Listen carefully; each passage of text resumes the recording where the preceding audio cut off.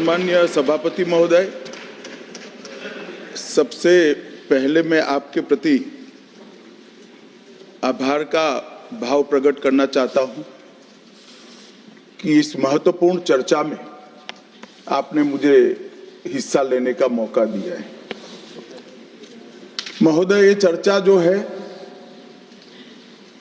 ये चर्चा एक और तो हमारे संविधान के कारण हमारा देश इतना कितना आगे बढ़ा इसका जनता को एहसास कराएगी।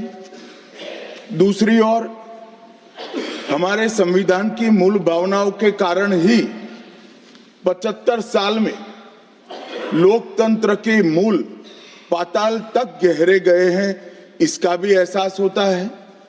और तीसरी ओर ये भी मालूम पड़ता है, जब संविधान की भावनाओं को दरकिनार कर कर कोई अपने लिए संविधान को तोड़ मरोड़ कर आगे चलने का प्रयास करता है, तो किस प्रकार के अकस्मात और किस प्रकार की दुर्घटनाएं होती हैं।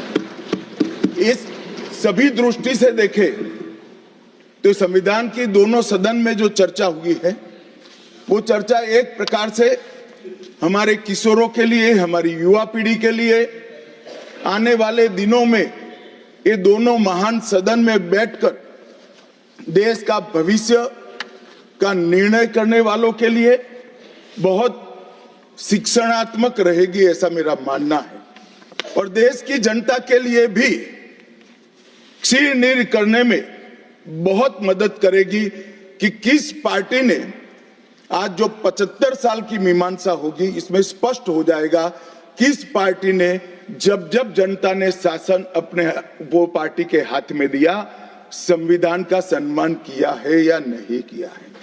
मान्यवर, बहुत लंबी आजादी की लड़ाई के बाद हम आजाद हुए। जब हम आजाद हुए तब दुनिया भर के कई राजनीतिक पंडितों ने कई आगाहियां की थी कि ये देश बिखर जाएगा, शायद बन ही नहीं पाएगा। कुछ लोगों ने ऐसी आगाही की थी कि यहां डेमोक्रेटिक वैल्यू प्रस्तापित हो ही नहीं पड़ सकते, एकता हो ही नहीं सकती, और ये देश आर्थिक रूप से कभी भी आत्मनिर्भर नहीं हो पाएगा। और आज जब 75 साल के समय के बाद संविधान को स्वीकार करने के बाद पीछे मुड़कर देखते हैं, तो सरदार पटेल का मैं धन्यवाद करना चाहता हूं कि सरदार साहब के अथक परिश्रम के कारण आज देश एक होकर मजबूती से दुनिया के सामने खड़ा।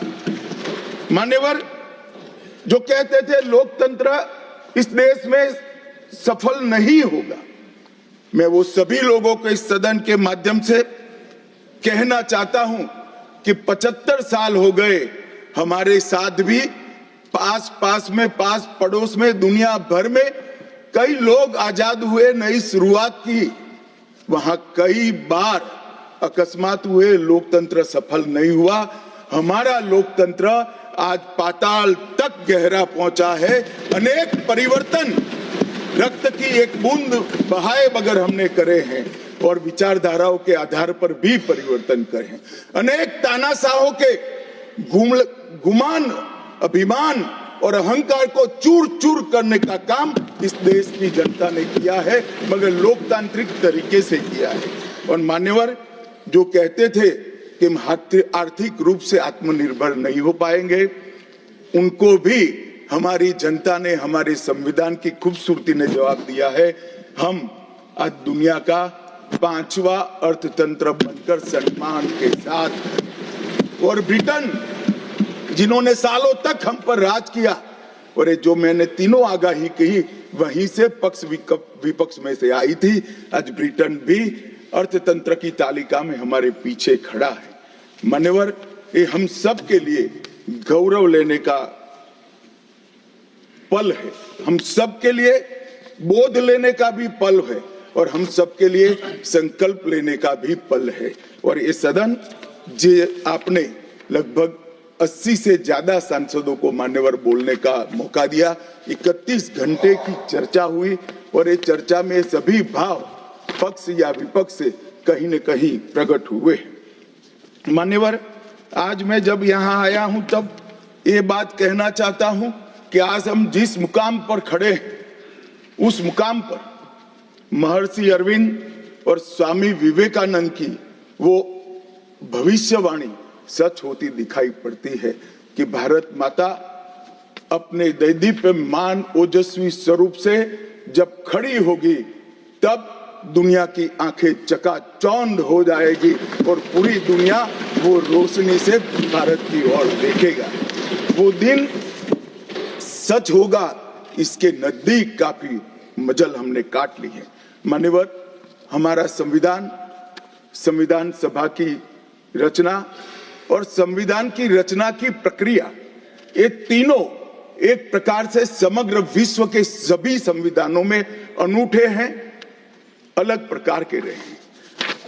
हमारे यहाँ दुनिया का सबसे ज्यादा विस्तृत लिखित संविधान चर्चा के सभी हमारे पारंपरिक लक्षणों को पार करते हुए हमने किया।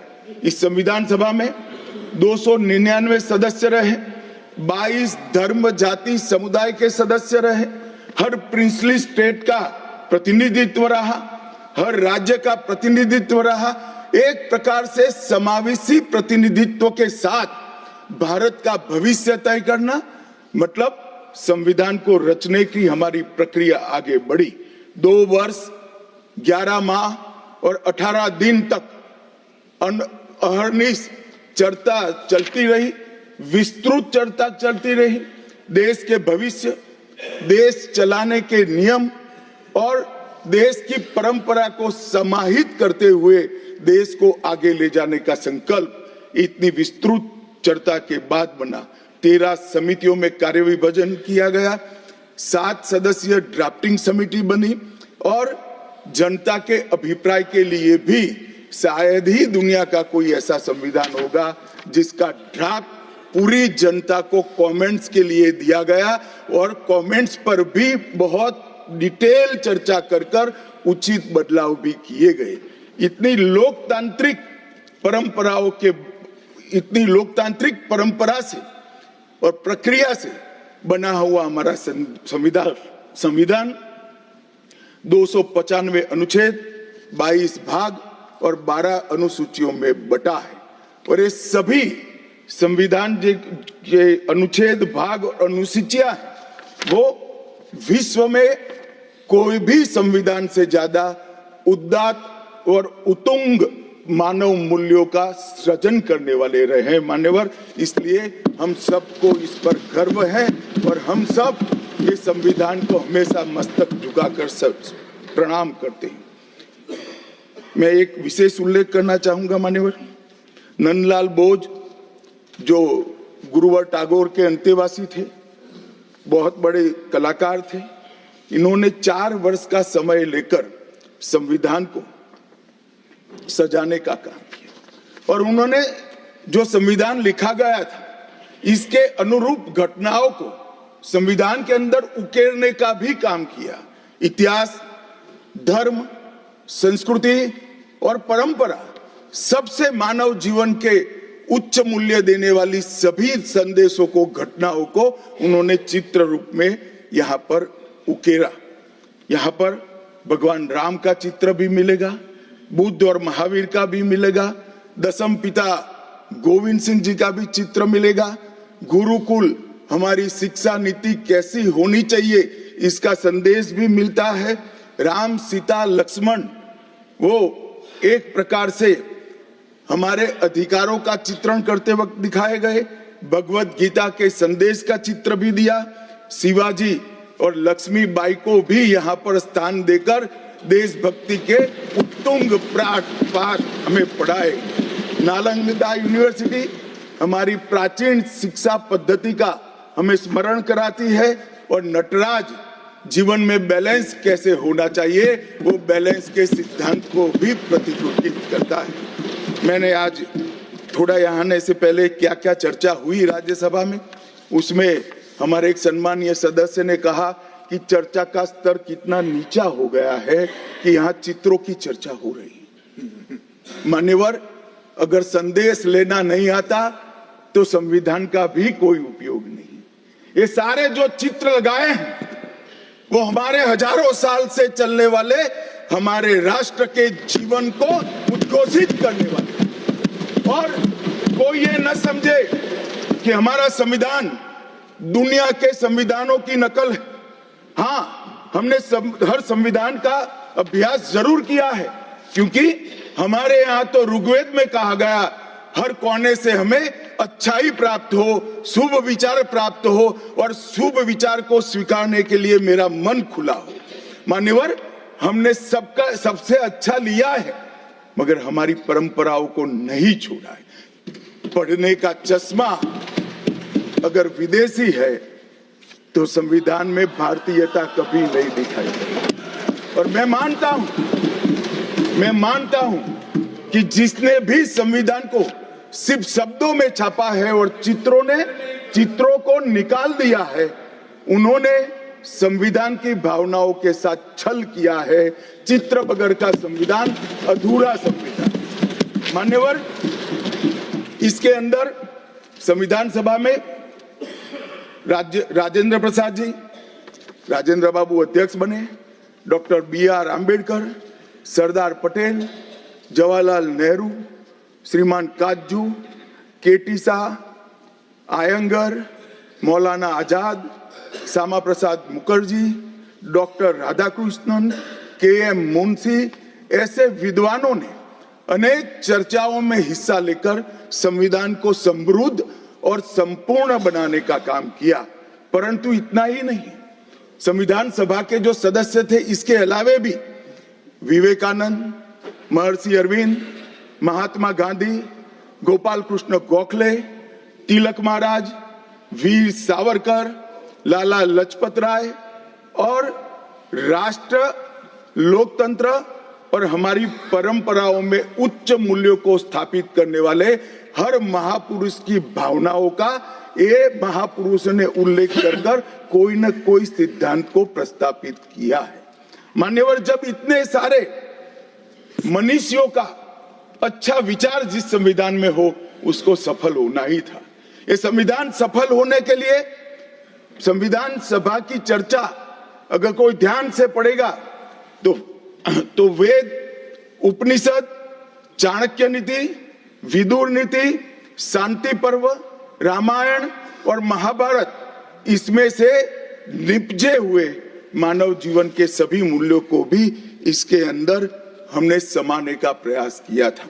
मान्यवर, 75 साल हो गए संविधान को किस प्रकार से हमारे राजनीतिक दलों ने और हमारी पॉलिटिकल पार्टियों के साथ साथ हमारी सरकारों ने भी किस प्रकार से आगे बढ़ाया, इसकी भी चर्चा जरूर होनी चाहिए। मैं मानता हूं ये चर्चा समय उचित होगी।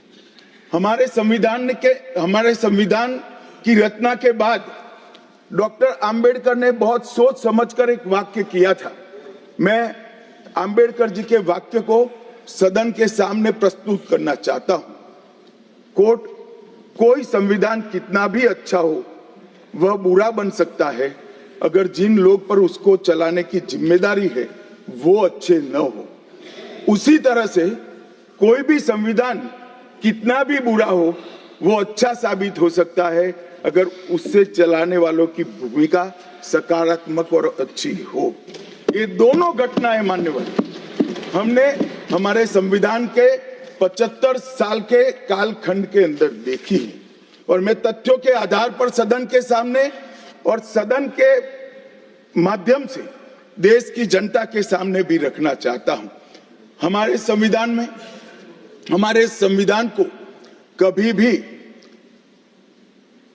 अपरिवर्तनशील नहीं माना गया। समय के साथ साथ देश भी बदलना चाहिए, समय के साथ साथ कानून भी बदलने चाहिए और समय के साथ साथ समाज भी बदलना चाहिए। परिवर्तन इस जीवन का मंत्र है, सत्य है। इसको हमारे संविधान सभा ने स्वीकार किया था। इसलिए आर्टिकल 368 में संविधान संशोधन, इसके लिए प्रोविजन किया गया। अभी कुछ राजनेता आए हैं, 54 साल की आयु में अपने आप को युवा कहते हैं और ये घूमते रहते हैं, संविधान बदल देंगे, संविधान बदल देंगे, संविधान बदल देंगे। मैं उनको समझाना चाहता हूं कि संविधान बदलने का प्रोविजन, संविधान के प्रावधानों का बदलने का प्रोविजन अनुच्छेद 368 के अंदर संविधान में ही है। और मैं आज फिर से एक बार कहना चाहता हूं, थोड़ा ज्ञानवर्धन भी हो जाए किसी का। भाजपा ने 16 साल राज किया, माननीय 6 साल अटल जी ने किया, 10 साल मोदी जी ने किया और 5 साल और मोदी जी करें। एक प्रकार से 16 साल हमने शासन किया। 16 साल में हमने 22 बार संविधान बदला, संविधान के अंदर परिवर्तन की। और कांग्रेस ने 55 साल करा और 55 साल में 77 परिवर्तन कांग्रेस ने भी किए, कांग्रेस के शासन में भी हुए। अब भारतीय जनता पार्टी और कांग्रेस दोनों ने परिवर्तन किए। ये परिवर्तन का टेस्ट कैसा था, किस प्रकार से किए गए? संवैधानिक प्रक्रिया से भी परिवर्तन होते हैं और संविधान को तोड़ मरोड़ कर, फॉर्मेलिटी कर भी परिवर्तन कर सकते हैं। परिवर्तन करने का उद्देश्य क्या था, क्या हासिल करना था? क्या हमारे लोकतंत्र को मजबूत करने के लिए परिवर्तन किए गए? क्या हमारे जिनको अधिकार नहीं है ऐसे लोगों को समकक्ष अधिकार लेने के लिए परिवर्तन किए गए, या अपनी राज्य सत्ता को टिकाने के लिए परिवर्तन? इस पर से ही पार्टी का कैरेक्टर, पार्टी के चलने की पद्धति और पार्टी का संविधान में विश्वास, ये सबको मालूम पड़ता है।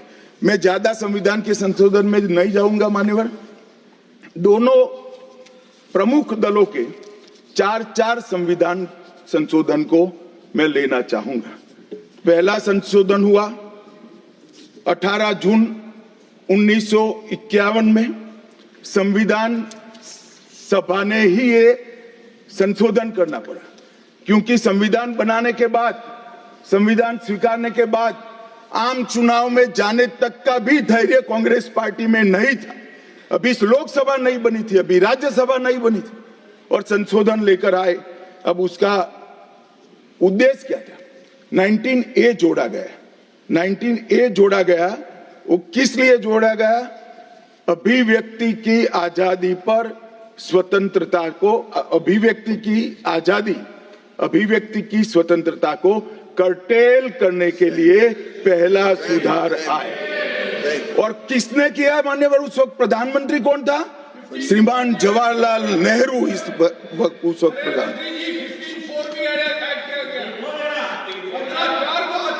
आप बता चुके। अब मान्यवर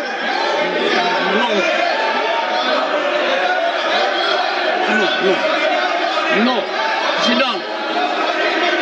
Jairam ji, he not yielding. He not yielding. We heard leader of the opposition. मान्यवर, Unless there is yielding, let us hear. मान्यवर, मेरा लंबा अनुभव है आजकल करते हुए। मुझे 30 साल हो गए विधानसभा और लोकसभा राज्यसभा में बैठे हुए। संसद में भाषण करने का मेरा अनुभव है मान्यवर। वो विरोध तभी कर सकते हैं जब मेरी बात सच न हो। अगर मेरी बात सच नहीं हो तो बताए वो। संविधान संशोधन नंबर 1, अब सुनिए, संविधान संशोधन नंबर 1 वो अभिव्यक्ति की आजादी को कर्टेल करने के लिए ही लाया गया था और जवाहरलाल नेहरू के लिए लाया गया। मान्यवर, 24वां संविधान संशोधन, 24वां संविधान संशोधन जवाहरलाल नेहरू जी की सुपुत्री इंदिरा जी उस वक्त प्रधानमंत्री थी। पार्टी तो वही सत्ता में थी, कांग्रेस पार्टी। 5 नवंबर 1971 को संविधान में संशोधन किया गया, 24वां संशोधन। और संविधान संशोधन के माध्यम से संसद को मौलिक अधिकार, नागरिकों के मौलिक अधिकार कम करने का अधिकार दे दिया। तो एक प्रधानमंत्री कांग्रेस पार्टी के अभिव्यक्ति की स्वतंत्रता का टेल करते हैं, दूसरे प्रधानमंत्री उसी परिवार से आते हैं, वो नागरिकों के मौलिक अधिकार को कर्टेल करने का अधिकार लेते हैं। और 39वां संविधान संशोधन अब तो इंतहाई कर दी मान्यवर, सब सीमाओं को पार कर दिया। मान्यवर, आप तो अधिवक्ता रहे हैं। 10 अगस्त 1975 का वो दिन हमारे संविधान के इतिहास में बहुत, जब भी जिक्र होगा काले अक्षरों से ही इसका जिक्र करना पड़ेगा। उस वक्त 39वां संविधान संशोधन आया मान्यवर। 39वां संविधान संशोधन क्या था? इंदिरा गांधी जी के चुनाव को इलाहाबाद हाईकोर्ट ने अमान्य घोषित कर दिया। अब ये अभी कुछ नहीं है, ईवीएम ले लेकर घूमते हैं, हारते हैं और ईवीएम ले लेकर, ईवीएम ने हरा दिया, ईवीएम ने हरा दिया, ईवीएम ने हरा दिया। सुप्रीम कोर्ट ने 24 बार ईवीएम की अर्जी नकार दी। चुनाव आयोग ने 3 दिन ईवीएम 10 से 5 बजे तक रखा कि भाई कोई हैक कर कर बताए।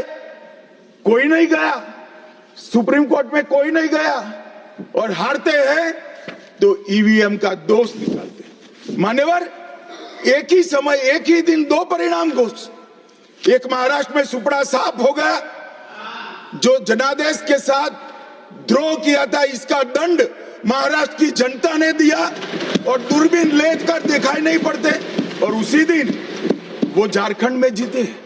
तो महाराष्ट्र में ईवीएम खराब है और झारखंड में टप से जाकर नए कपड़े पहनकर शपथ ले ली।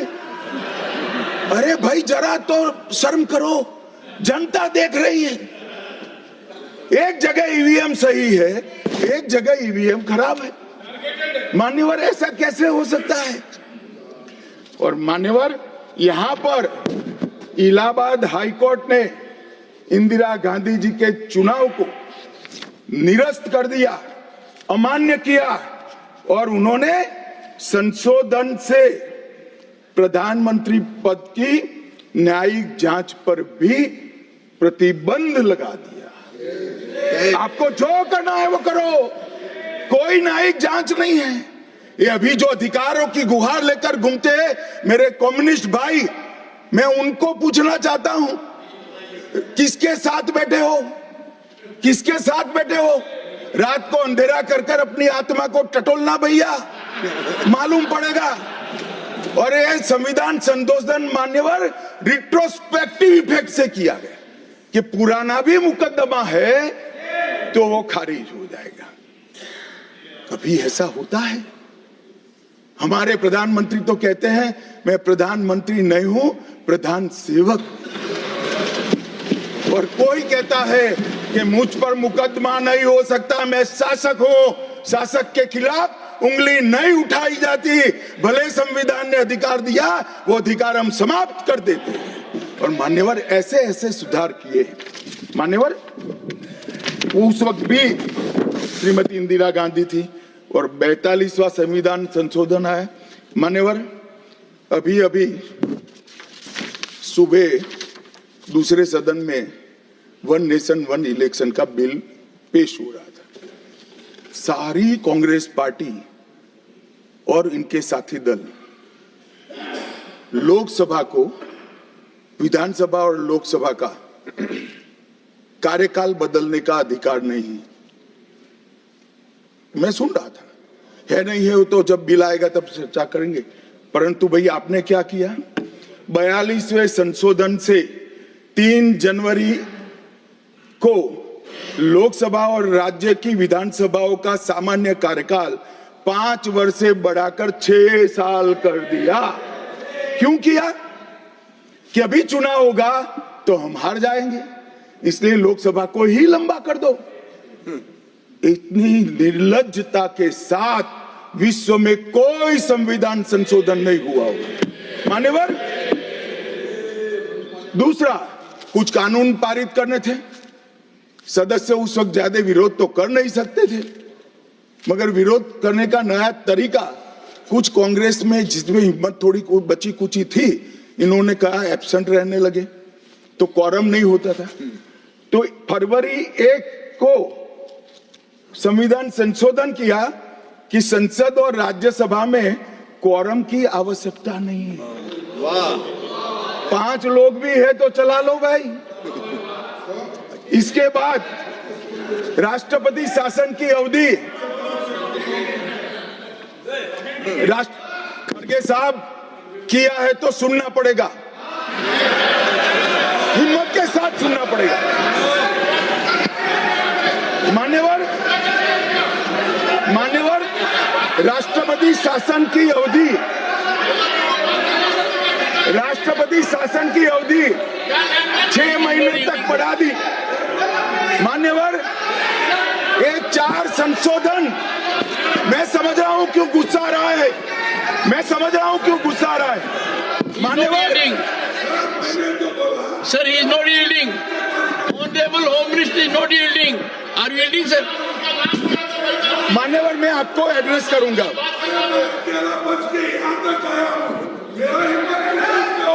तुम तो कायर हो, तुम मान्यवर, तुम लड़ाकू हो। Okay. मान्यवर, मैं आपको एड्रेस करूंगा।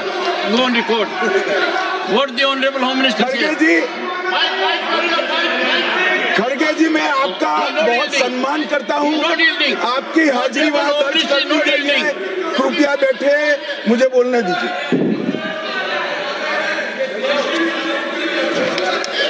मान्यवर, ये चारों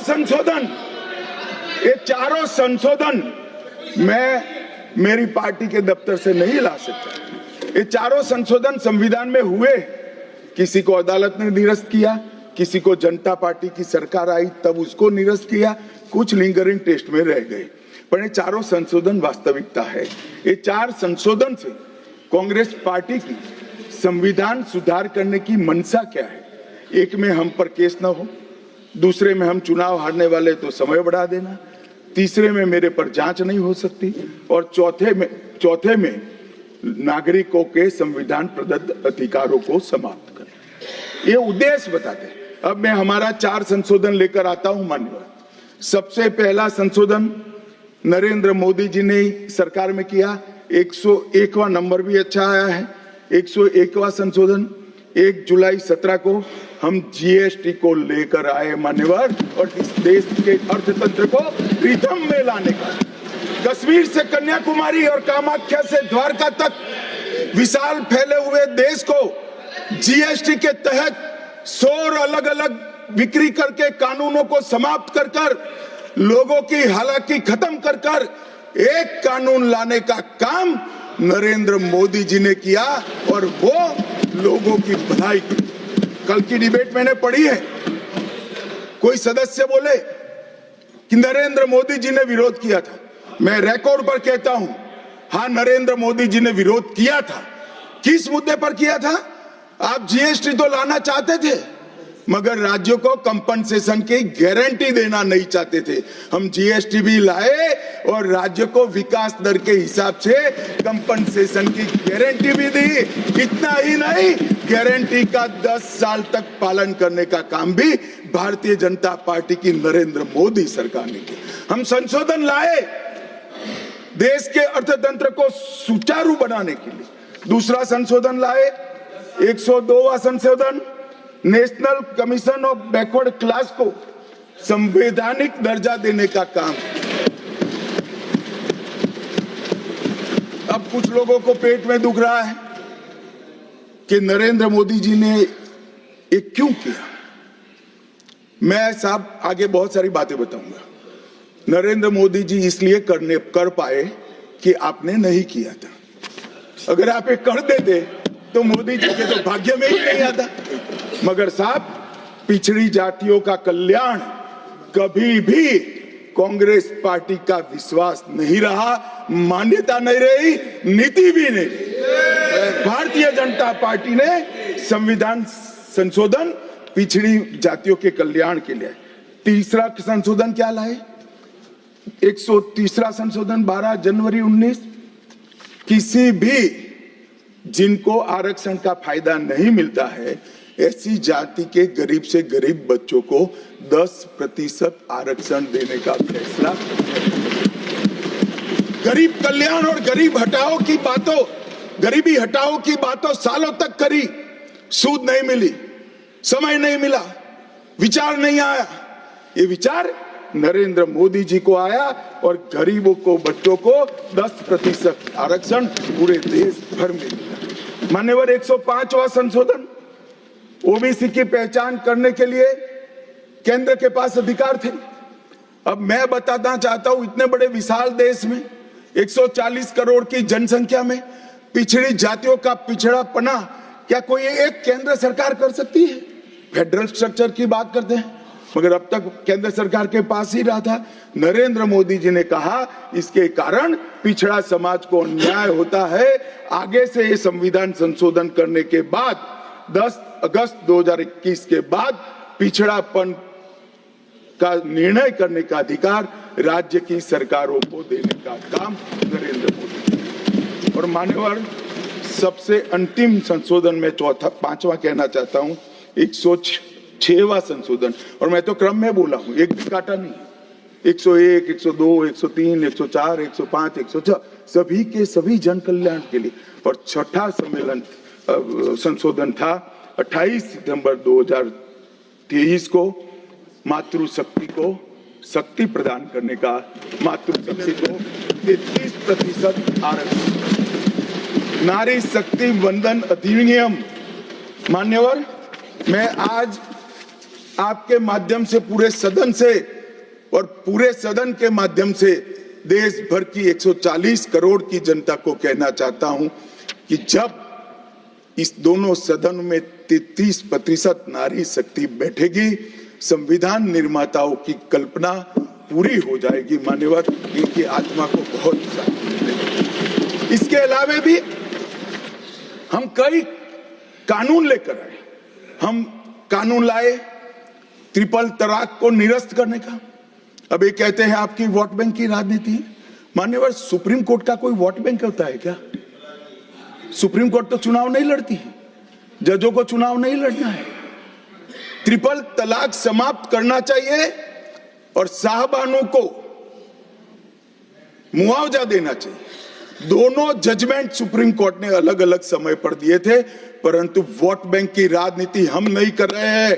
वोट बैंक की राजनीति कर कर मुस्लिम बहनों के साथ इतने साल अन्याय करने का काम एक कांग्रेस पार्टी ने किया। हमने तो ट्रिपल तलाक समाप्त कर कर मुस्लिम माताओं को, बहनों को अधिकार दिया। आपका कि भी अधिकार आपके पति जैसे हैं, मगर देखिए साहब, ट्रिपल तलाक समाप्त हो गया, अभी कोई नहीं कहता अच्छा हुआ। कैसे कहेगा? एक उदाहरण पड़ा है, हमारे आरिफ मोहम्मद खान बेचारे मंत्री थे, अच्छे खासे मंत्री थे, फर्राटे की अंग्रेजी बोलते थे, बहुत पढ़े लिखे व्यक्ति थे, फारसी के विद्वान, उर्दू के विद्वान, हिंदी तो मातृभाषा। अब उन्होंने कहा कि साहबानों को मुआवजा देना चाहिए। मंत्री पद भी गया, सांसद पद भी गया, और बेचारे कई सालों तक संघर्ष करते। कौन बोलेगा? मान्यवर, इनका जो पद्धति है वोट बैंक की पॉलिटिक्स करने की पद्धति है। मान्यवर, 2020 में हम नई शिक्षा नीति लाए। पहली शिक्षा नीति आजादी के बाद आई है जिसका विरोध कम्युनिस्ट भी नहीं कर पाए। बाकी तो शिक्षा नीति आए और कम्युनिस्ट पार्टी विरोध न करे, ऐसा कभी हो सकता है? मुझे भी बड़ा आश्चर्य होगा कि प्रकृति बदल गई है या उनका सोच बदल गया है। खैर, जो भी हुआ, फिर मुझे किसी ने बताया कि आपने इतनी अच्छी शिक्षा नीति लाए हैं कि इसका विरोध करोगे तो लोग उनका विरोध करेंगे, इसलिए विरोध नहीं किया है। मान्यवर, जम्मू कश्मीर में आरक्षण देने का संशोधन विधेयक लाए और 3 नए आपराधिक कानून भी हम लेकर आए। हमारी क्रिमिनल जस्टिस सिस्टम के ये 3 कानून 160 साल बाद पहले अंग्रेजों ने बनाए थे, अंग्रेजों की पार्लियामेंट में बने थे। नरेंद्र मोदी जी ने, माननीय नरेंद्र मोदी जी ने बीएनएस, बीएनएसएस और बीएसए के माध्यम से हमारी संपूर्ण न्यायिक आपराधिक न्याय प्रणालिका को भारतीयकरण करने का काम नरेंद्र मोदी जी। और वो कानून जो अंग्रेजों को राज टिकाने के लिए बने थे, वो कानून को समाप्त कर कर हमारे संविधान ने हमारे नागरिकों को जो अधिकार दिए हैं, समय पर न्याय मिलना चाहिए। इसका करने का काम नरेंद्र मोदी जी ने किया। इस देश को गुलामी की मानसिकता से आजाद करने का काम कई सालों के बाद अगर किसी ने किया तो हमारे नेता नरेंद्र मोदी ने किया। और आप तो कई साल तक, अटल जी की सरकार आई, कई साल तक बजट शाम को 5:30 बजे रखते थे। क्यों शाम को 5:30 बजे रखते थे? क्योंकि इंग्लैंड की रानी के घड़ी में उस वक्त 11 बजते थे। आजादी के इतने सालों तक अंग्रेज की रानी के घड़ी से बजट रखने की आदत थी, वो भी किसी ने बदला तो भारतीय जनता पार्टी ने बदला, अटल बिहारी वाजपेयी।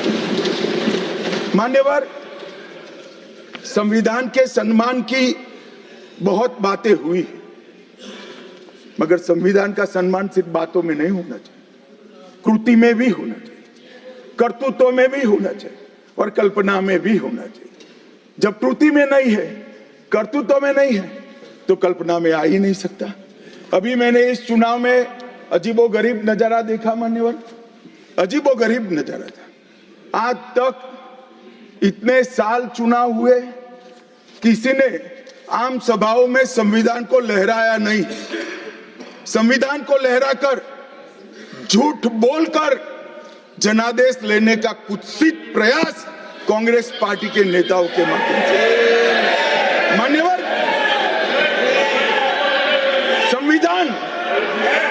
संविधान लहराने का मुद्दा नहीं है, संविधान बहकाने का मुद्दा नहीं है। संविधान विश्वास है, संविधान श्रद्धा है, संविधान को सम्मान करने का। मान्यवर, वो नरेंद्र मोदी जी, और लोकसभा में तो किसी को मालूम नहीं पड़ा।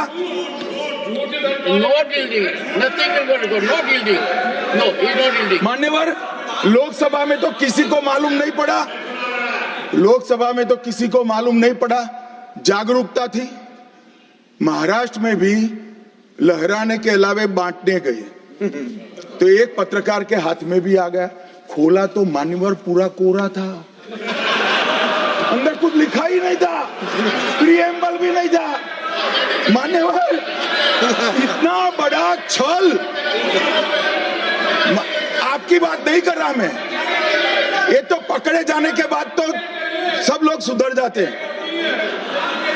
मान्यवर, 75 साल के इतिहास में, संविधान के आयुष्य में, संविधान के नाम पर इतना बड़ा छल मेरे जीवन में तो मैंने ना देखा है ना जाना।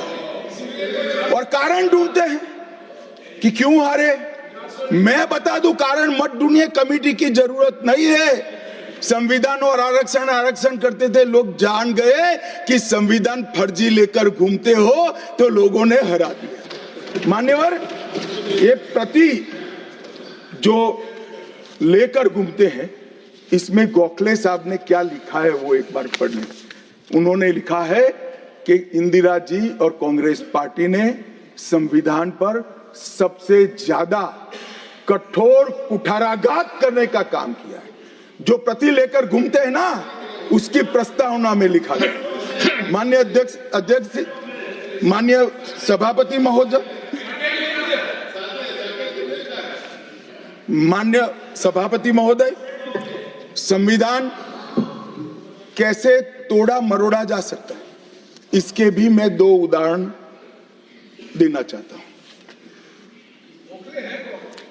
हमारे सेना के जवान, सुरक्षा दलों के जवान, वो हमारी मातृभूमि की 1 इंच भूमि पर जान देने के लिए तैयार है। सैकड़ों हजारों लोग शहीद हुए 1 इंच भूमि के लिए।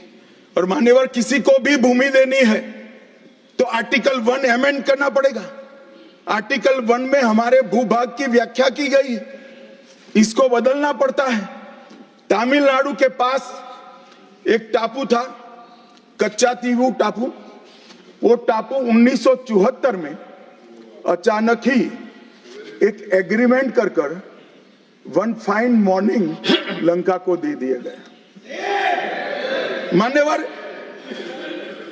चलो भाई, बहुमत था आपका, मान लो, ऐसे भरोसे से किया होगा कि संसद मेरा सम्मान रखेगी, परंतु बाद में भी ये आर्टिकल 1 का बदलाव आज तक नहीं आया है और वो हमारा भूभाग आज हमारा हिस्सा नहीं है। मान्यवर, ऐसा खिलवाड़ भारत नहीं, दुनिया के किसी भी देश में शासकों द्वारा संविधान के साथ नहीं किया होगा। मान्यवर, आप तो अधिवक्ता है। 35A को कॉन्स्टिट्यूशन ऑर्डर से, राष्ट्रपति महोदय के ऑर्डर से दाखिल किया गया। अब दाखिल तो हो सकता है, पर कॉन्स्टिट्यूशन ऑर्डर को दोनों सदन की परमिशन चाहिए, जो हमने धारा 370 हटाने के लिए ली। मैं आज कांग्रेस के मित्रों को पूछना चाहता हूं, जो संविधान की दुहाई देते हैं, 35A जब आपने लागू किया, इसके कॉन्स्टिट्यूशन ऑर्डर पार्लियामेंट में कब डिबेट में आया, कब मतदान हुआ, किसने पारित किया? पार्टी को तो निजी परिवार की जागीर समझते हो, संविधान को भी निजी परिवार की जागीर आप लोग समझ रहे। मान्यवर, इतना बड़ा छल देश की 2 संसदों के साथ किया है। एक पूरा 35A डाल दिया संसद संविधान में, पार्लियामेंट के पास सब्जेक्ट ही नहीं है। देश का भूभाग दे दिया, पार्लियामेंट के साथ विषय ही नहीं आया। किस प्रकार से आपने संविधान के साथ खिलवाड़ किया है, किस प्रकार से आपने देश को चलाया है, ये देश की जनता को आज इस बहस से मालूम पड़ना चाहिए। मान्यवर, आपातकाल, अभी बड़ी बड़ी उदात्त भावनाओं का स्मरण कांग्रेस के मेरे दोनों सदनों के साथी सदस्य कर रहे थे। यंग सदस्य करे तो मैं समझता हूं, शायद इन्होंने इतिहास न पढ़ा हो, मगर जो लोग आपातकाल के वक्त थे वो भी करते थे।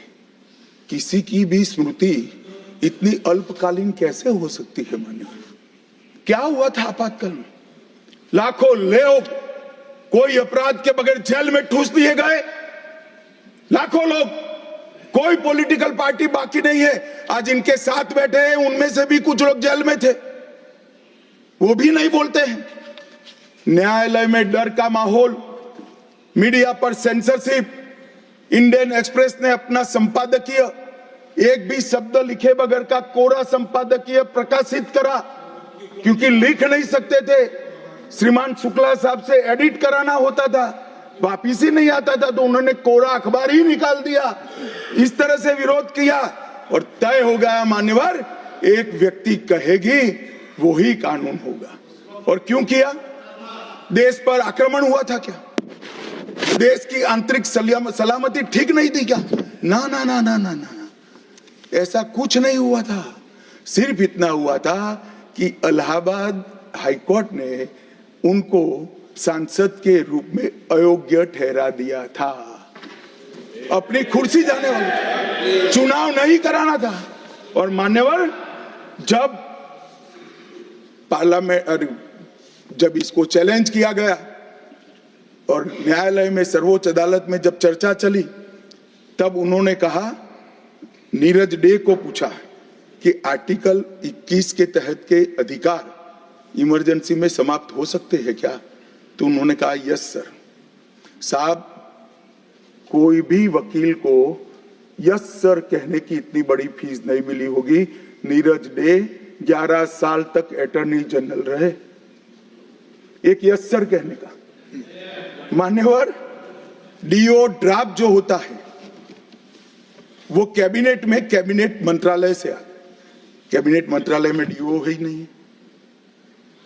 कैबिनेट का जो प्रस्ताव होता है कैबिनेट मंत्रालय के थ्रू जाता है, मगर आज कैबिनेट में कोई रिकॉर्ड नहीं है। कैबिनेट मंत्रालय में मैं तो छोटा था मान्यवर, मुझे जेल में नहीं जाना पड़ा।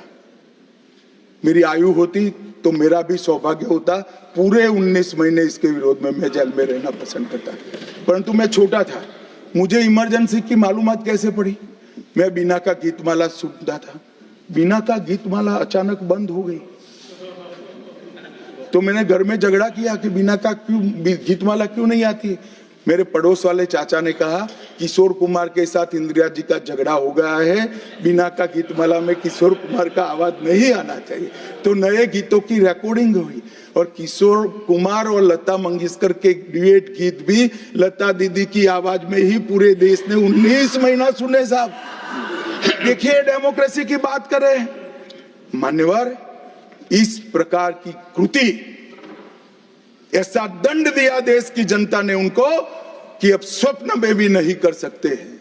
ऐसी कृति कोई न करे, इसलिए ये बहस जरूरी है। और मान्यवर, हम तो संविधान का सम्मान करते हैं। नरेंद्र मोदी जी ने संविधान दिन मनाने की बात रखी तो एक वरिष्ठ कांग्रेसी नेता ने कहा, क्या जरूरत है संविधान दिन की, 26 जनवरी तो है। बोले भाई, संविधान को जितनी भी बार स्मरण करोगे, इसकी भावनाओं के प्रति आपकी आस्था दृढ़। और मान्यवर, इसलिए नरेंद्र मोदी जी संविधान दिन मनाते हैं और संविधान के निर्माताओं की पुण्य स्मृति में मनाते हैं। मान्यवर, उस वक्त आज ही मुझे किसी शायर ने दुष्यंत कुमार की पंक्ति भेजी है इमरजेंसी के लिए। मैं ज्यादा भाषण इमरजेंसी पर करना नहीं चाहता, परंतु मैं जरूर कहना चाहूंगा। दुष्यंत कुमार की पंक्ति है, एक गुड़िया की कई कठपुतलियों में जान है, एक गुड़िया की कई कठपुतलियों में जान है। आज शायर ये तमाशा देखकर हैरान है। कल नुमाइश में मिला वो चिथड़े हाल कपड़े पहने हुए, मैंने उसको नाम पूछा तुम कौन हो, तो उसने कहा मैं संविधान। दुष्यंत कुमार जी की कविता है मान्यवर, इंदिरा जी को समर्पित है। मान्यवर, जब संविधान बन रहा था, संविधान के हर आर्टिकल पर चर्चा चल रही थी। हम आजाद हो गए थे, आजाद हुए थे, पर हमारा देश कोई नया नहीं बना था। हम तो हजारों सालों से दुनिया में सबसे चिर पुरातन संस्कृति, चिर पुरातन धर्म और चिर पुरातन समाज जीवन लेकर निकले हुए देश है। हाँ, एक कालखंड के लिए गुलाम हो गए थे, आजादी मिली, आगे देश कैसे चले इसका एक डॉक्यूमेंट बनाना था। तो उस डॉक्यूमेंट में चर्चा में आया कि अब देश का नाम क्या हो। अंग्रेज लिख कर गए थे इंडिया, क्योंकि वो भारत को जानते ही नहीं थे। वहां जो प्रचलन में शब्द हो गए यूरोप में, वो शब्द उन्होंने हम पर थोप दिया था और गुलामी की मानसिकता ने इसको स्वीकार भी किया था। मगर जब आजाद हुए तब इस पर चर्चा हुई और अब उस वक्त के सदस्य सेठ गोविंददास ने दरखास्त किया कि देश का नाम भारत रखना चाहिए। उस वक्त जवाहरलाल नेहरू ने कहा कि पीछे देखने की जरूरत नहीं है, भविष्य की ओर देखिए। और मान्यवर, देश के नाम के अंदर इंडिया भी रहा, भारत भी रहा। खैर, मैं इस पर टिप्पणी करना नहीं चाहता, परंतु नजरिए का सवाल है।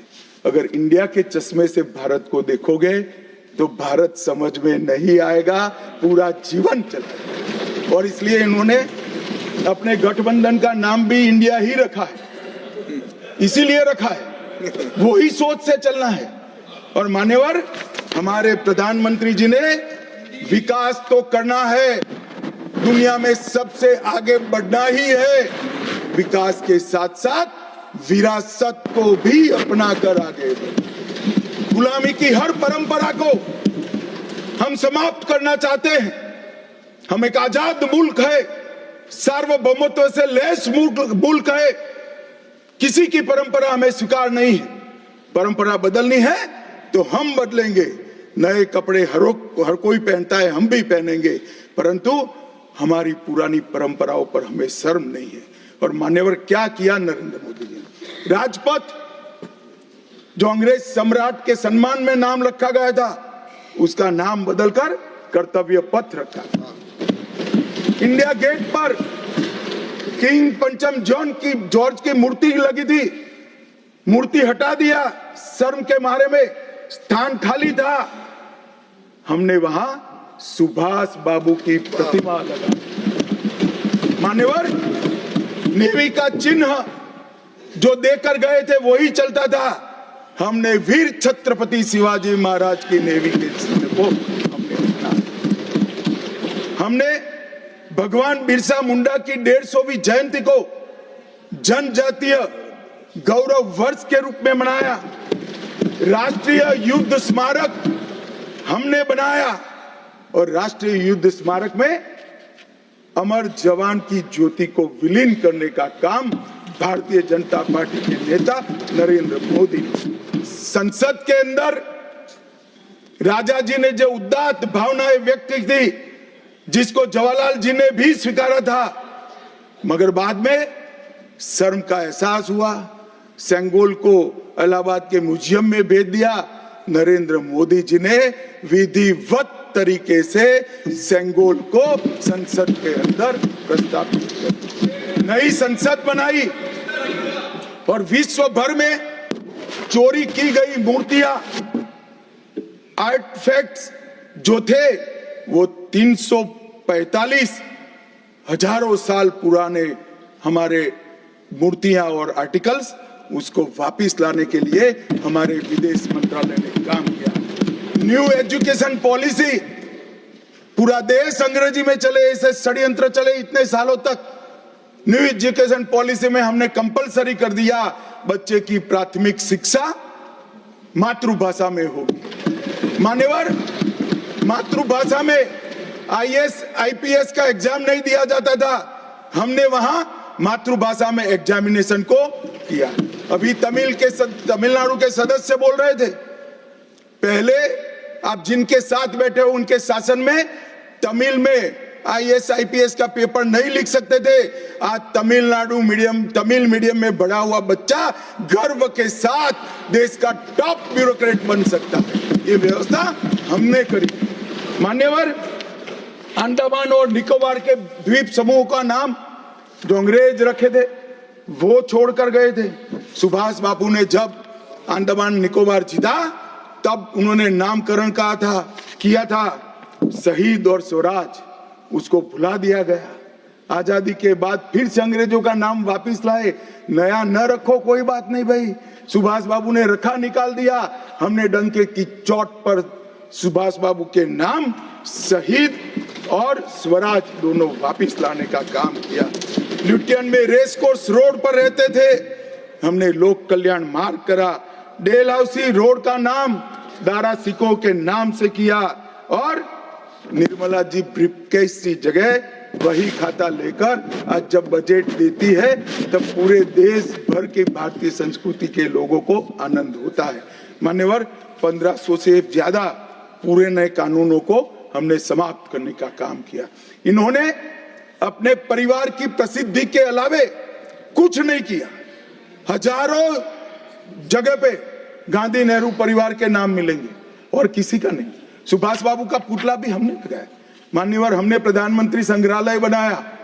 जवाहरलाल जी से लेकर नरेंद्र मोदी जी के पहले जितने बने वो सभी प्रधानमंत्रियों के जीवन कवन को हमने दिखाने का काम किया। वहां पहले सिर्फ जवाहरलाल जी का मिशन, G20 की अध्यक्षता हमने की और भारतीय सांस्कृतिक और वैश्विक समन्वय को हमने प्रोत्साहित। राम मंदिर का निर्माण, काशी विश्वनाथ धाम का पुनरुद्धार, काशी उज्जैन शारदा पीठ, करतारपुर साहिब कॉरिडोर, योग को वैश्विक पहचान और 160 साल पुराने कानूनों को खत्म करने का काम नरेंद्र मोदी जी ने किया। हम पीछे नहीं गए। ऐसा वो मानते थे पीछे चले जाओगे, पीछे नहीं गए। पीछे तो आप छोड़कर गए थे। आप 14वें नंबर पर छोड़कर गए थे। अटल जी 11 पे लाए, फिर 11 से नीचे नहीं गए, देश पर बड़ा उपकार किया। मोदी जी 11वें से 5वें नंबर पर लाए और 27 में 3रे नंबर पर पहुंच गए। मान्यवर, अभी कुछ नेताओं को आरक्षण में चुनाव जीतने की फॉर्मूला दिखाई पड़ती है। आरक्षण आरक्षण आरक्षण आरक्षण आरक्षण कोई आज की कल्पना नहीं है। हमारे संविधान निर्माताओं ने की। आर्टिकल 15 और 16 में SC, ST और OBC को आरक्षण का प्रोविजन किया गया है मान्यवर। ये मूल प्रोविजन है, कोई नया नहीं है। इतनी जोर से आरक्षण आरक्षण आरक्षण कर छाती चौड़ी कर चिल्लाते। आज मैं बताना चाहता हूं कि कांग्रेस पार्टी किस प्रकार से आरक्षण विरोधी पार्टी है मान्यवर। इनका कहना और करना दोनों अलग है मान्यवर। आरक्षण के लिए नेहरू जी के उद्गार अंत में मैं बताऊंगा, परंतु ओबीसी को आरक्षण देने के लिए 1995 में 55 में काका साहेब कालेलकर कमीशन बना मान्यवर। इसका रिपोर्ट कहां है? दोनों सदन के रिकॉर्ड पर मैंने ढूंढा, कहीं नहीं है, बुला दिया गया। क्यों? क्योंकि ओबीसी को आरक्षण मिलता था। बैठिए बैठिए बैठिए ना, मैं प्रक्रिया बताता हूं। अर्ध सत्य नहीं बोलता हूं भाई, एक सेकंड। छिपा कैसे सकते हो? छिपा कैसे सकते हो? बाबा साहब आंबेडकर का संविधान है, देश में लोकतंत्र है, कैसे छिपाओगे मान्यवर? कोई भी रिपोर्ट आता है, कोई भी रिपोर्ट आता है, अरे सुनो, कोई भी रिपोर्ट आता है उसको कैबिनेट के सामने रखना पड़ता है, फिर इस पर कार्यवाही जो की उसकी रिपोर्ट के साथ संसद के सामने रखना है। सही कह रहे हैं, उन्होंने संसद में लाने की जगह पुस्तकालय में रख दिया। ओबीसी का आरक्षण इन्होंने लाइब्रेरी में रख दिया। और मान्यवर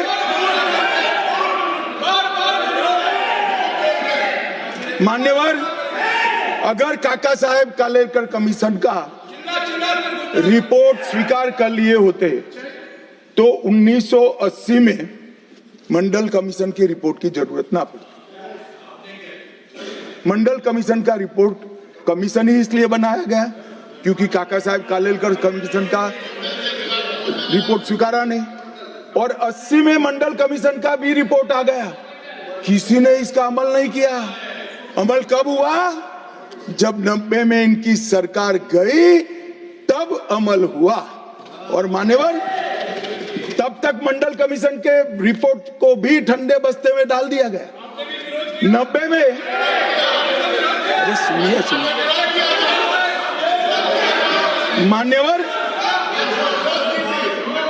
मान्यवर मंडल कमीशन के रिपोर्ट को जब स्वीकार किया गया, लोकसभा में प्रतिपक्ष के नेता थे श्रीमान राजीव गांधी। मैंने राजीव गांधी जी के सभी भाषणों को खंगाला। सबसे लंबा भाषण मंडल कमीशन के रिपोर्ट के विरोध करने के लिए किया है। और इन्होंने कहा पिछड़ों को आरक्षण देने से इस देश में योग्यता का अभाव हो जाएगा। अब ये तो आपके विचार है मान्यवर। राजीव गांधी की स्पीच भी, श्री राजीव गांधी की स्पीच भी लोकसभा के रिकॉर्ड पर पड़ी है। लाइब्रेरी में आप जाते हैं, लोकसभा की स्पीच निकलवा कर नहीं पढ़ते। जयराम जी पढ़ लीजिए एक बार। और नरेंद्र मोदी जी ने क्या किया मान्यवर? ओबीसी कमीशन को नरेंद्र मोदी जी ने मान्यता दी, पिछड़ा वर्ग का सम्मान किया, नेट, नीट, जेई उसमें ओबीसी का आरक्षण किया। और इन्होंने क्या किया? अभी भी ये तो सब नेहरू जी, इंदिरा जी और अब भी चलता रहता है। एक इन्होंने क्या किया? झूठ बोलना शुरू किया कि हम आरक्षण बढ़ा देंगे, आरक्षण बढ़ा देंगे, आरक्षण बढ़ाना चाहिए, आरक्षण 50% से ज्यादा बढ़ा। ये क्यों बढ़ाना है मैं बताना चाहता हूँ मान्यवर। झूठ नहीं, असत्य, झूठ की जगह असत्य। चलिए मान्यवर, आपने भी करेक्ट किया था। खड़गे जी की बात को स्वीकार कर लेता हूं।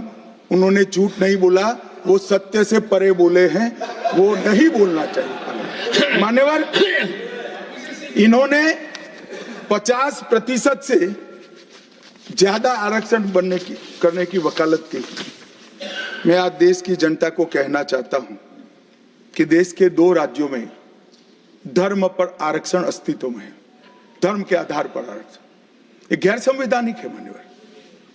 संविधान सभा की कोई भी डिबेट आरक्षण के प्रावधान करने वाले आर्टिकल की पढ़ लीजिए, इसमें स्पष्ट किया गया है कि कोई भी आरक्षण धर्म के आधार पर नहीं हो सकता, आरक्षण पिछड़ापन के आधार पर।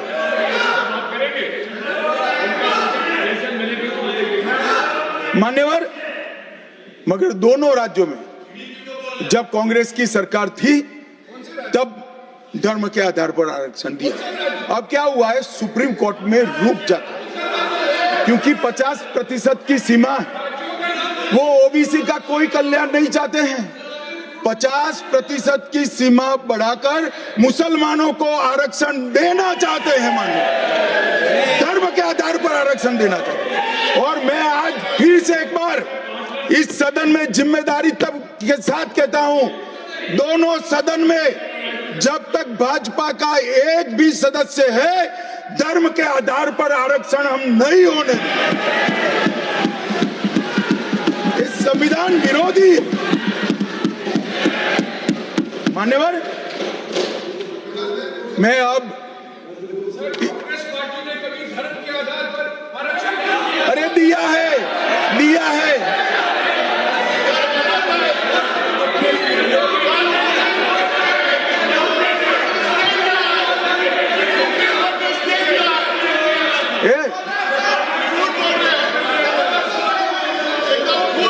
मान्यवर, इससे तो ये बच जाएंगे, मगर मैं रिकॉर्ड पर से कुछ कोट अनकोट कहना चाहता हूं जो संविधान सभा की चर्चा का रिकॉर्ड है। जवाहरलाल नेहरू जी ने कहा, मैं ये देखकर सचमुच आश्चर्यचकित हूं कि नियुक्तियों में आरक्षण के सिद्धांत को कितनी देर तक ले जा रहा है, मतलब कितना बढ़ा रहे हैं।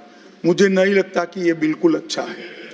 ऐसा लगता है कि मुदलियार और ब्राह्मणों के सिवा लगभग सभी जातियों को पिछड़ा वर्ग में शामिल कर देंगे।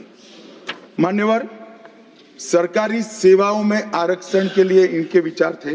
मैं इस बात से चिंतित हूं कि सरकारी सेवाओं में नियुक्ति के लिए जिस तरह से बहुत सारी जातियां और समूहों के आरक्षण के प्रस्ताव आते हैं, ये बहुत बुरी प्रवृत्ति है।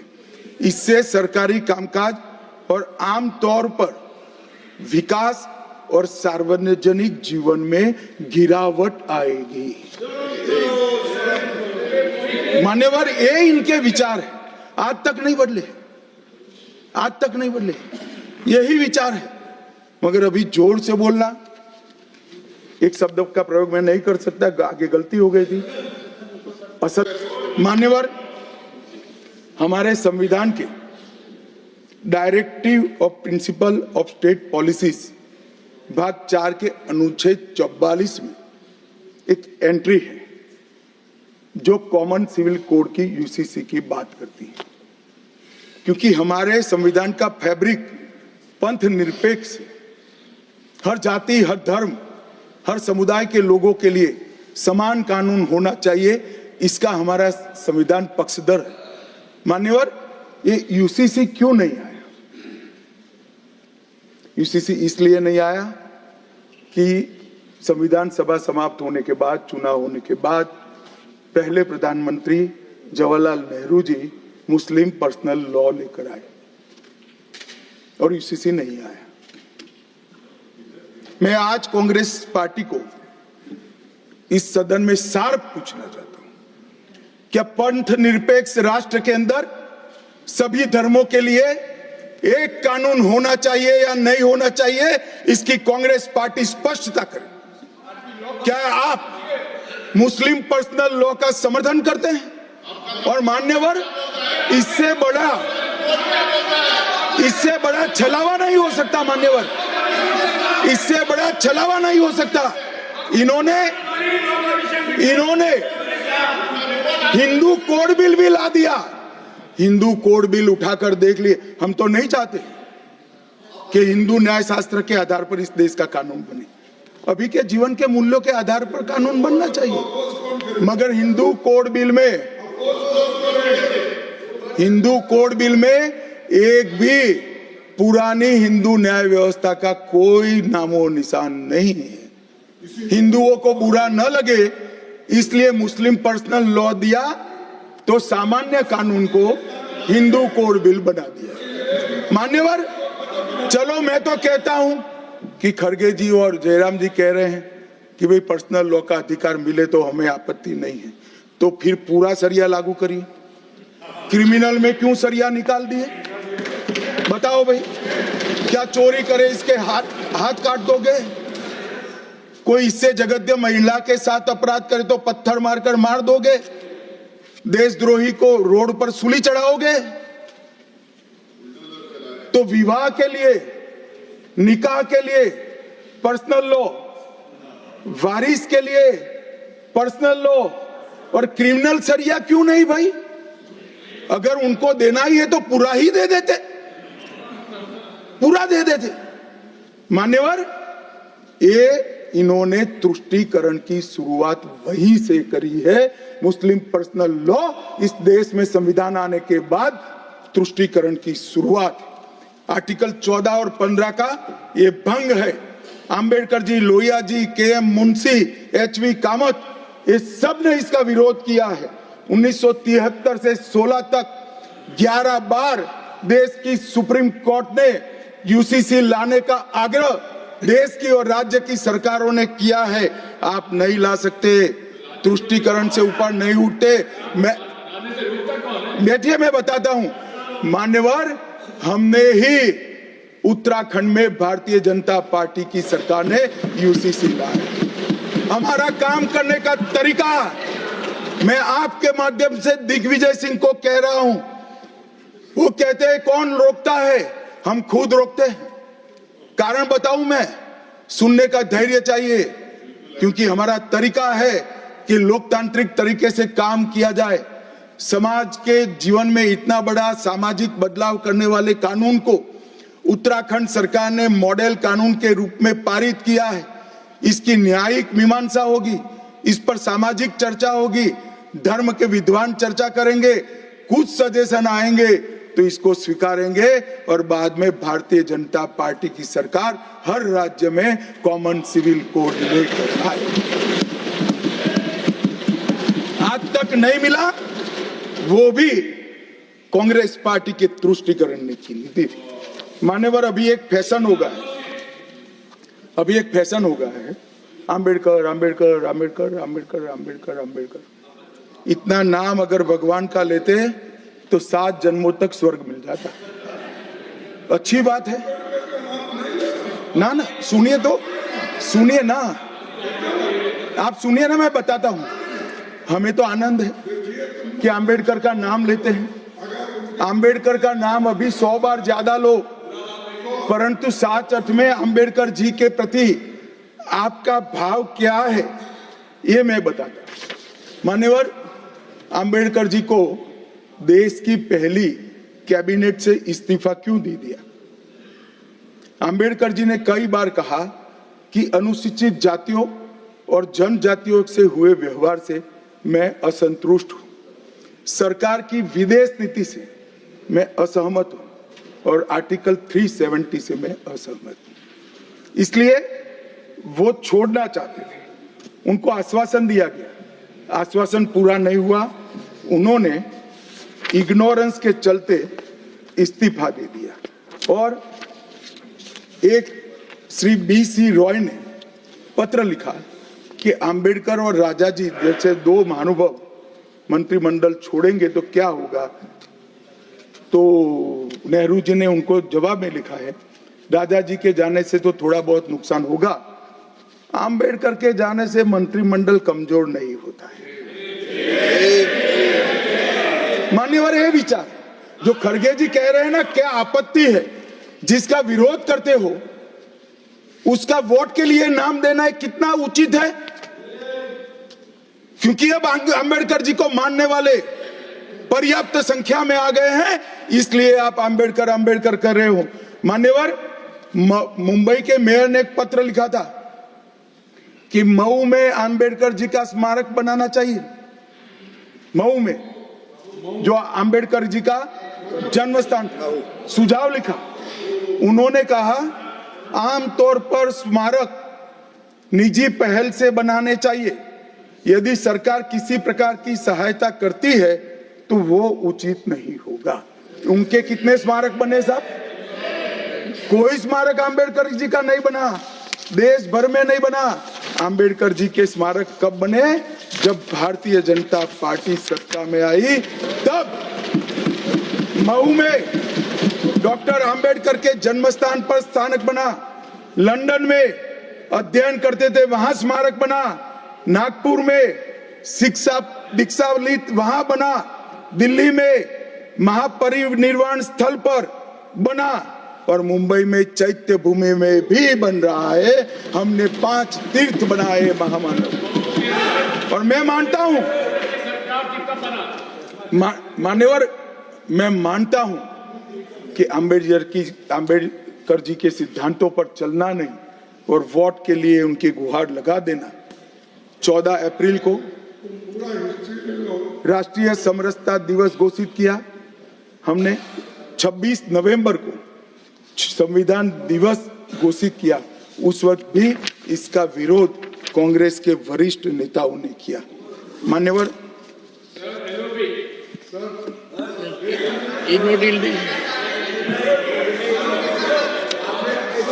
मान्यवर 370 पर कई बार चर्चा हुई है। मैं ज्यादा कहना नहीं चाहता। सब जानते हैं कि एक टेम्पररी प्रोविजन को अनौरत संतान की तरह अपनी गोदी में 70 साल तक कांग्रेस ने खिलाने का काम किया और 370 हटाने के लिए लोहे का जिगर चाहिए। और जब देश के प्रधानमंत्री नरेंद्र मोदी जी 2019 में फिर से प्रधानमंत्री बने, एक ही झटके से इसी सदन में 370 और 35 को समाप्त। इसी सदन में कहते थे खून की नदियां बह जाएगी। खून की नदियां छोड़ो, कंकड़ चलाने की किसी की हिम्मत नहीं है। और मान्यवर क्या हुआ? इसके बाद क्या हुआ? 35,000 पंचायत के सदस्य आजादी के बाद पहली बार चुनकर आए। 2 करोड़ 11 लाख एक वर्ष में पर्यटक आए। पत्थरबाजी शून्य हो गई। आतंकवादी घटना 92% कम हो गई। एरिया डोमिनेशन बढ़ा। 33 साल के बाद घाटी में थिएटर में रात्रि का शो चल रहा है। 34 साल के बाद ताजिया का जुलूस निकला। पहाड़ी, गुर्जर, बकरवाल और वाल्मीकि को आरक्षण मिला और घाटी के हर घर तिरंगा अभियान भी चला। श्रीनगर में फॉर्मूला 4 कार रेसिंग हुई। लाल चौक पर तिरंगा शान से फहरता है और दुनिया का सबसे ऊंचा रेलवे आर्च ब्रिज आज चिनाब नदी पर बन रहा है। सबसे बड़ी लंबी ट्रांसपोर्टेशन टनल फिर पंजाल में बनी और निर्यात रैंकिंग में अपना कश्मीर सभी यूटी में नंबर 1 पर निर्यात में आया। मान्यवर 80,000 करोड़ पाकिस्तान से आए हुए विस्थापित, घाटी से भगाए गए विस्थापित और पश्चिमी पाकिस्तान से आए हुए विस्थापित को 80,000 करोड़ दिया और 1,19,000 करोड़ का निवेश आज आ गए। मान्यवर 370 के रहते 70 साल में 12,000 करोड़ का निवेश आया था। अब 5 साल के अंदर 1,19,000 करोड़ का। G20 के डेलीगेट्स भी वहां गए।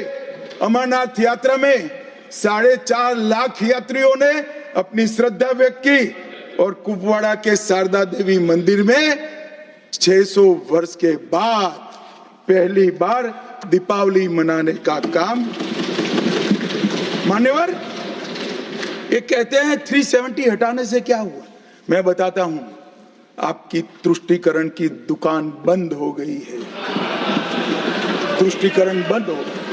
मान्यवर आज संविधान के आर्टिकल 124 में न्यायपालिका की व्यवस्था के लिए हमारा जिक्र है। कांग्रेस पार्टी की सरकारों ने आर्टिकल 124 की भावनाओं के साथ किस तरह से खिलवाड़ किया है वो मैं आज सदन के माध्यम से सभी सदस्यों को और देश को बताना चाहता हूं। पहला मामला 1973 में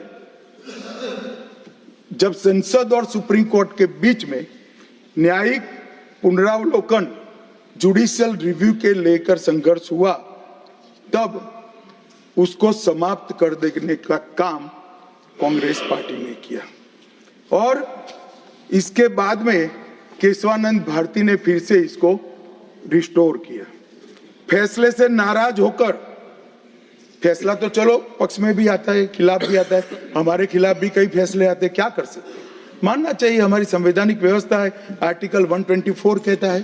परंतु कांग्रेस ने क्या किया, 3 वरिष्ठ न्यायाधीश जस्टिस JM सेलत, KS हेगड़े और AN ग्रोवर, तीनों को प्रमोशन से महरूम कर सजा देकर चौथे न्यायाधीश को प्रमोशन देने का काम करा, जिसके कारण ये 3 सज्जनों ने अपना अपमान महसूस करते हुए संविधान की सुरक्षा के लिए इस्तीफा देकर घर पे जाना पसंद किया।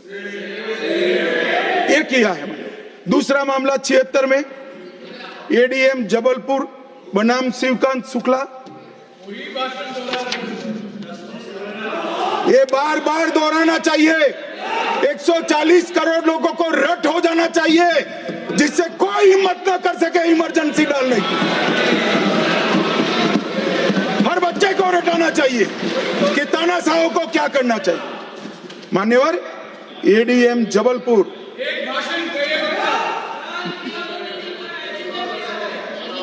मान्यवर ADM जबलपुर जस्टिस खन्ना बेचारे 3 विरुद्ध 1 लघुमती फैसला दिया। क्या हुआ, वो कभी भी चीफ जस्टिस नहीं बन पाए मान्यवर, उनको रिटायर्ड हो जाना। ADM जबलपुर और उसके बाद में तीसरा मामला कॉलेजियन प्रणाली को एक साथ इन्होंने 18 उच्च न्यायालय के न्यायाधीशों का ट्रांसफर कर दिया, जिसमें 4 मुख्य न्यायाधीश भी थे। और कारण क्या था मान्यवर, क्यों किया, कोई कदाचार था, कोई भ्रष्टाचार था? ना ना ना ना, ये सभी 18 उच्च न्यायालय के न्यायाधीशों ने प्रत्यक्षीकरण मतलब हेबियस कॉर्पस को एंटरटेन किया, जो उनका संवैधानिक अधिकार है। इमरजेंसी में कैसे हेबियस को आप एंटरटेन कर सकते हो, इस मुद्दे पर उन्होंने इसको आगे कर दिया। मान्यवर आर्टिकल 34, 14 और 21 इसकी सेंस को निकाले तो हर व्यक्ति को समानता से जीने का अधिकार है। हम कम्युनिस्ट सोच से बना हमारा संविधान नहीं है। सब समझते हैं कि व्यक्ति की माली हालत इसका भाग्य, परिश्रम और बुद्धिमत्ता के आधार पर तय होती है। हर व्यक्ति एक समान माली हालत में नहीं रह सकता, मगर आर्टिकल 14 और 21 का मतलब इतना तो जरूर निकलता है कि इनको बेसिक सुविधाएं मिल जाए, घर मिले, बिजली मिले, पानी मिले, खाना मिले, इलाज मिले, शिक्षा मिले। 75 साल तक इस देश की जनता को गरीबी हटाओ का नारा देने वाले कांग्रेस पार्टी गरीब रखे, और मान्यवर 10 साल में नरेंद्र मोदी जी ने 9.6 करोड़ गरीब महिलाओं को उज्ज्वला का कनेक्शन देकर उनके घर में गैस पहुंचा। 12 करोड़ गरीबों के घर में शौचालय पहुंचे, शुद्ध पीने का पानी 12.65 लाख करोड़ घरों में पहुंचा, 18,000 गांवों में बिजली पहुंची, 14.5 करोड़ किसानों के खाते में 2.40 लाख करोड़ रुपया सीधा DBT से पूरा ट्रांसफर हुआ, 36 करोड़ आयुष्मान भारत के कार्ड बने और 8.19 करोड़ दर्दियों ने उससे मुफ्त में अपना इलाज कराया है। और मान्यवर अब 70 साल से अधिक कोई भी आय वर्ग का व्यक्ति हो, इसको 5 लाख तक का इलाज मोदी सरकार ने, प्रधानमंत्री ने फ्री कर दिया। 36 राज्यों में 80 करोड़ लोगों को one nation one ration card दिया, 5 किलो अनाज मुफ्त दिया, 25 लाख करोड़ रुपए की राशि सीधी बैंक खातों में डीबीटी के माध्यम से गई है। 11,000 करोड़ रुपया 1 करोड़ लाभार्थी को, रेहड़ी पटरी वालों को दिया, और सबसे बड़ी बात 2 करोड़ लखपति दीदी बनाने का काम नरेंद्र मोदी। और मान्यवर विश्वकर्माओं के लिए भी काम कर। अभी मान्यवर ये बात मैं बहुत संवेदनशील होकर के आप सदन के सामने रखता हूं। लोकसभा में चर्चा हो रही थी, कांग्रेस पार्टी के एक वरिष्ठ सदस्य ने कहा सावरकर के लिए जो उन्होंने उद्गार निकाले मैं तो रिपीट नहीं कर सकता। मान्यवर, सावरकर जी के सामने जो वीर लगा है ना, वो कोई सरकार, कोई पॉलिटिकल पार्टी की चुनी हुई सरकार ने नहीं दिया है। इसके सामने वीर उनकी वीरता के कारण 140 करोड़ लोगों ने। मान्यवर, ऐसा उत्कृष्ट देशभक्त जिसके लिए ऐसे उच्चारण देश की सबसे बड़ी पंचायत में होते हैं, इसके बारे में कोई जानकारी लिए बगैर लगातार कई सालों से झूठ फैलाया जाता है। मैं आज रिकॉर्ड पर कहना चाहता हूं मान्यवर,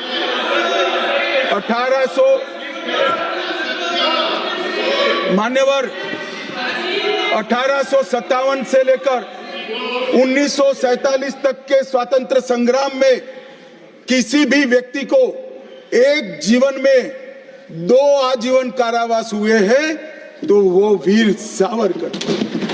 मध्य दरिये में देश को आजादी दिलाने के लिए टॉयलेट तोड़कर दरिया में छलांग लगाने का साहस किसे में था तो वीर सावरकर।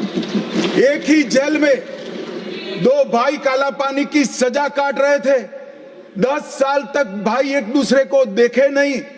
ऐसा वीर परिवार पूरे देश में दूसरा नहीं। मान्यवर, आज सावरकर जी की एक उक्ति में यहां पर कहना चाहता हूं।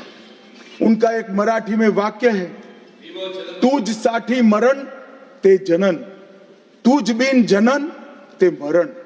इसके आगे है, हे मातृभूमि तेरे लिए मरण मृत्यु ही जीवन है और तेरे बिना जीवन मेरे लिए मृत्यु से भी कठिन। ये देशभक्ति के वाक्य जिस व्यक्ति के मुंह से निकले, इसके लिए इस प्रकार की सदन में चर्चा करते हैं, सार्वजनिक रूप से बोलते हैं और गर्व महसूस करते हैं। क्या देशभक्ति कोई विचारधारा के साथ जुड़ी हो ही सकती है? देश के प्रति बलिदान किसी धर्म के साथ जुड़ा हुआ हो सकता है? किस प्रकार के स्तर पर हम देश के सार्वजनिक जीवन को ले गए मान्यवर, और हमारी तो न माने, हमारी न सुने। सुनिए सुनिए, आप हमारी न माने, हमारी न सुने, हमको न स्वीकारे, मगर मैं इंदिरा जी के 2 वाक्य कोट करना चाहता हूं। एक, उन्होंने 1966 में सावरकर जी के निधन पर कहा, सावरकर एक महान व्यक्ति थे, उनका नाम साहस और देशभक्ति का पर्याय है। एक महान क्रांतिकारी जिन्होंने अनगिनत लोगों को प्रेरणा देने का काम किया, इंदिरा गांधी तत्कालीन प्रधानमंत्री। दूसरा, श्री बाखले को पत्र लिखा था कि आपका पत्र मुझे मिला, वीर सावरकर द्वारा ब्रिटिश सरकार के प्रति साहसी प्रतिरोध का हमारे स्वतंत्रता संग्राम के इतिहास में अपना एक महत्वपूर्ण स्थान है। मैं भारत के इस असाधारण पुत्र की जन्म शताब्दी के लिए कोटि कोटि शुभकामनाएं देती हूं प्रधानमंत्री। भाई हमारा तो न सुनो, मगर आप इंदिरा जी का भी नहीं सुनते हो। और मान्यवर, आपके माध्यम से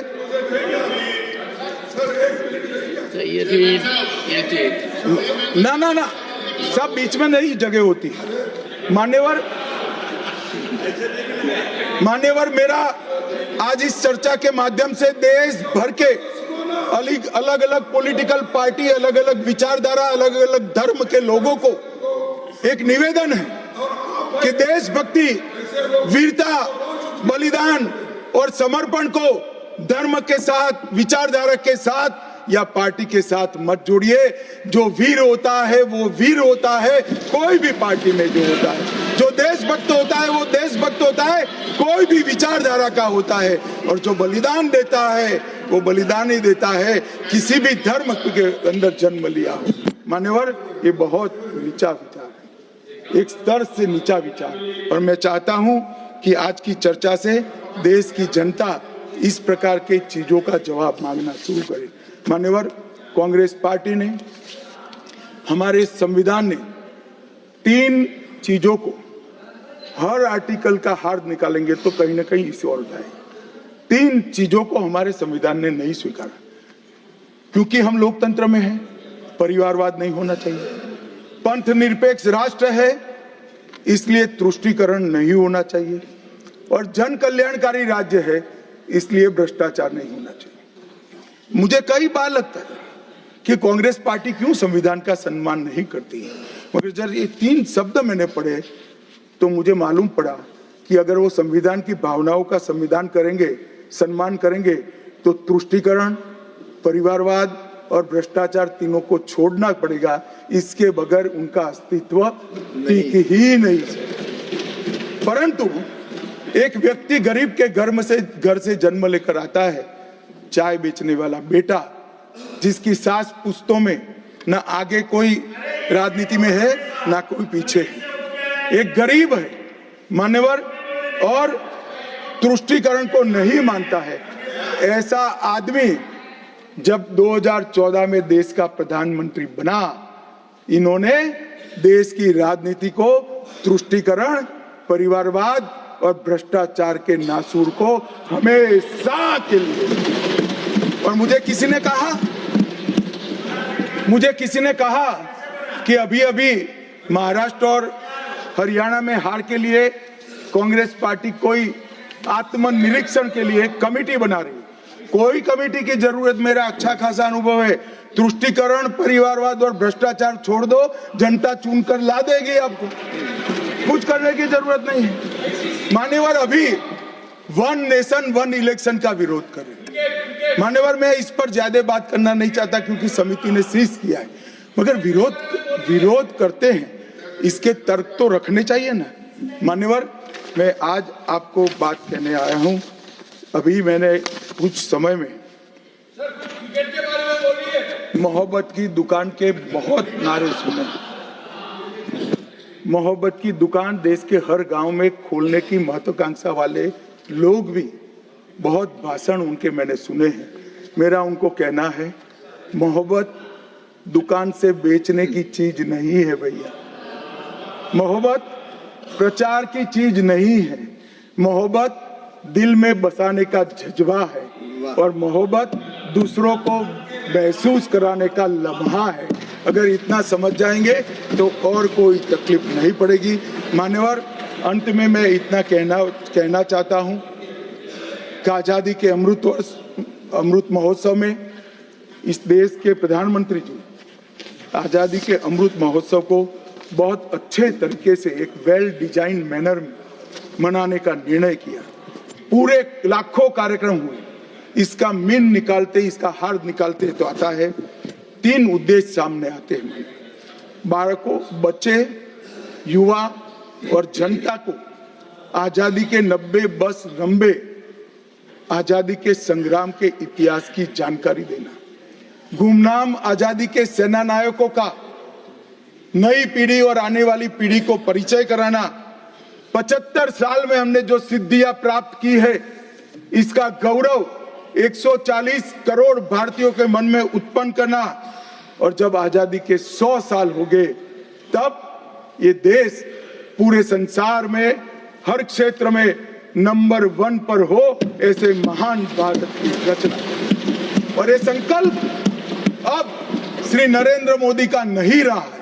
ये संकल्प देश के 140 करोड़ लोगों का संकल्प हो गया है। इसको जब भी मैं जनता के बीच में जाता हूं, इसको महसूस भी करता हूं।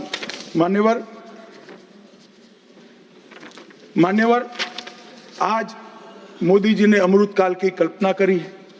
अमृत महोत्सव की समाप्ति से शताब्दी तक हम दुनिया में हर एक क्षेत्र में एक नंबर पर हो, भारत विकसित हो, हमारा गौरववंत स्थान हो, तब मुझे लगता है कि महर्षि अरविंद और विवेकानंद जी ने जो कल्पना करी थी कि भारत माता अपने संपूर्ण दैदीप्यमान स्वरूप के साथ दुनिया के सामने खड़ी होगी और दुनिया की आंखें भारत माता की तेज से चकाचौंध हो जाएगी। वो स्वप्न सच होगा, इसका मुझे विश्वास है। स्वप्न सच करने का रास्ता, एकमात्र रास्ता हमारा संविधान है और इसमें छेड़खानी करने का किसी का साहस न हो, वो जनता ने सुनिश्चित करना है। आपने मुझे मौका दिया, इसलिए बहुत